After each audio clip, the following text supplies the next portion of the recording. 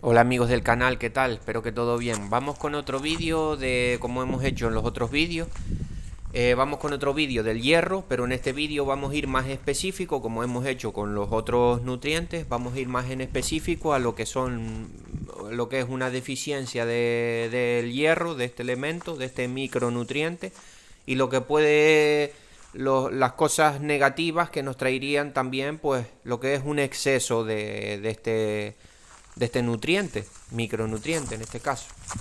Ya hablamos de todo, estamos hablando de todos los nutrientes esenciales que le hacen falta a lo que es el cultivo del aguacate y en general a todas las plantas, diferenciando de que unas plantas, por ejemplo, van a consumir al igual van a consumir al igual otros elementos un poquito más, un poquito menos. Por ejemplo, sabemos que en el aguacate es bastante importante, por lo menos en el aguacate J, los micronutrientes boro y zinc, sobre todo para el tema de la floración, son bastante importantes y los requiere. En esa época los consume. O sea que todos son importantes. Sabemos que si tenemos una deficiencia de cualquier elemento, aunque sea un micronutriente de estos, el cultivo y la producción se van a ver bastante afectadas. O sea que no nos podemos descuidar. Ya hablamos del hierro, sabemos que las deficiencias de hierro y las deficiencias o sea, lo que tenemos que hacer para saber cómo están nuestras plantas son analítica tanto de tierra como de hoja. Y nada, vamos a ver, por ejemplo, qué es lo que ocurre si hay una deficiencia de hierro. La deficiencia de hierro, más que notarse tanto en el fruto, por ejemplo, como podría ser una deficiencia de zinc, que ya hablamos que el aguacate se queda redondo y pequeño. Ahí tenéis la miniatura en el vídeo del zinc. ¿Veis cómo se queda el aguacate? Ahí hay una foto que se ve se ve redondo y pequeño. Eso claramente es una deficiencia de zinc. De boro se ve en forma de riñón y le salen como bultos. En mis vídeos podéis ver cuando grabo los aguacates. Yo tengo una deficiencia de boro, ahí lo podéis apreciar. Hay aguacates que no se ve tanto el aguacate en forma de riñón, pero se ve con bultos. Y eso es una deficiencia de boro. Me salió en la analítica del año pasado. Pero bueno, vamos con el hierro, que no quiero tampoco hacer el vídeo muy largo, que yo sé que me enrollo un poco. La deficiencia de hierro provoca que las hojas jóvenes del aguacate se tornen a un verde pálido. Las hojas jóvenes, o sea, los brotes, siendo la base de las mismas más verde. Por lo tanto, las nervaduras se mantienen de un color verde normal, de un color verde normal. Cuando la deficiencia es severa, las hojas se tornan de forma clorótica. O sea, es que es muy parecida la deficiencia de hierro con la deficiencia de zinc.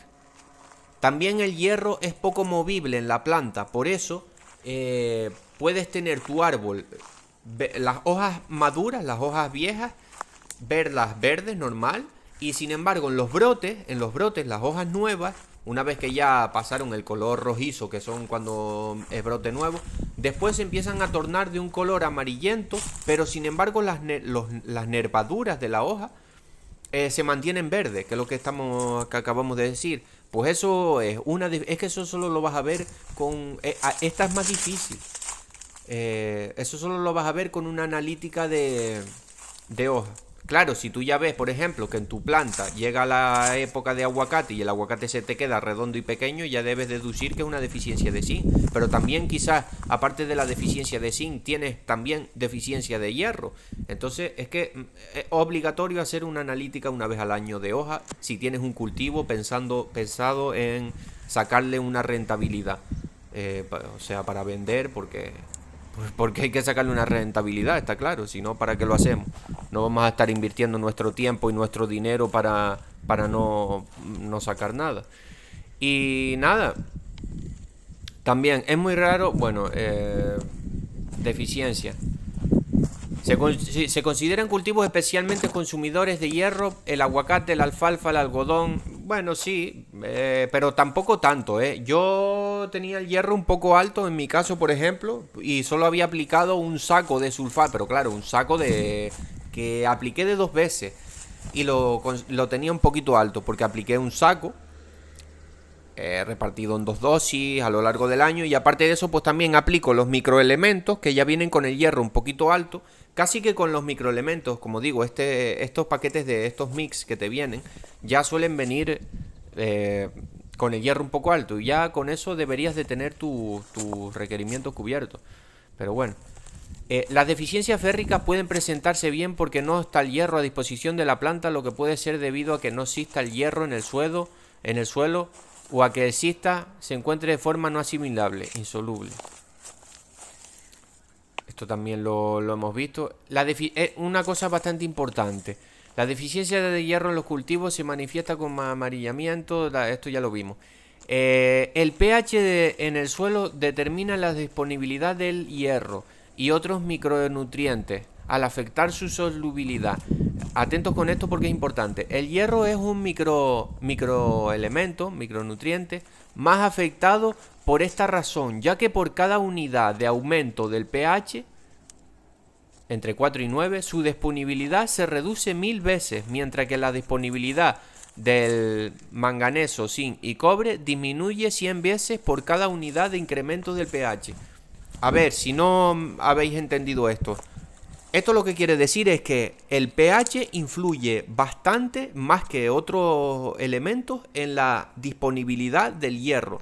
Si tú tienes un pH alcalino, o sea alto, le va a ser bastante más difícil a tu cultivo que absorba el hierro, aunque se lo estés aplicando por vía tierra. Entonces es importante, el tema del pH en el suelo es bastante importante. Ya sabemos que el pH tiene que estar entre 6 y 7.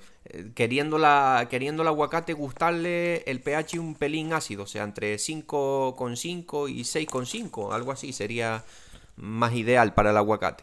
Pero bueno, quedaos también con este dato, que si tenemos un pH muy alto, le es muy difícil que la planta pueda absorber el hierro. Y sin embargo, si tenemos pH bajos, la planta, o sea, tierras ácidas, pH bajos, la tierra le va a ser muy fácil absorber el hierro. O sea que, por ejemplo, mi tierra es un poco ácida y veis como ya tengo el hierro un poquito elevado. Me salió en los análisis, o sea que es importante. El exceso, vamos con el exceso. La aplicación excesiva de hierro puede llevar a un exceso de hierro en la hoja que se traduce en un defecto del manganeso, el cual se manifiesta por clorosis tenue y generalizada.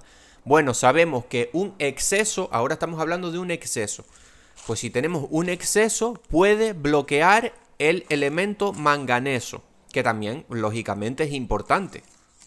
Acordémonos, si tenemos una deficiencia de cualquier elemento, la planta no te va a producir igual y se va a ver afectada. Entonces, un exceso de hierro produce un bloqueo del manganeso. Es importante, por ejemplo. ¿Qué ocurre con un exceso de hierro? Es muy raro que se presente exceso de hierro en nuestras plantas llegando a ser tóxico. Bueno, esto tampoco es así, porque sabemos que en tierras ácidas, si te pasas un poquito con el hierro, pues puedes tener un exceso de hierro. Así que hay que tener un poco de cuidado. Sobre todo eso, si tenemos pH bajos y tierras ácidas. Los síntomas son aparición de manchas marrones en las hojas y perjudica nuestras cosechas al no permitir la correcta absorción también del fósforo. También sabemos que aparte del manganeso, esto no lo sabía, aparte del manganeso también bloquea la absorción del fósforo. Y el fósforo es un elemento importantísimo también para todos los cultivos, como no, es un nutriente primario. Le da energía a la planta y también ayuda a la formación de raíces. O sea que no podemos tener el fósforo bajo en nuestro cultivo de aguacate, sabiendo más que el aguacate hay que tener cuidado con el tema de las raíces. Hay que cuidar siempre, yo creo que uno de los... el éxito en tu cultivo de aguacate es siempre pensar un poco en la raíz del aguacate, ya sea con un buen riego, no pasarte ni quedarte corto, cuidarla, añadir cantidades buenas de calcio, que sabemos que favorece al tema de la raíz, también cantidades buenas de fósforo, en fin, llevar un balance nutricional. Bueno, espero que les haya gustado el vídeo. Suscríbanse al canal, tenéis la lista de reproducción, ahí podéis ver todos los Hemos hablado de todos los nutrientes, ya nos van quedando pocos, pero todavía nos quedan algunos. Y nada, un saludo.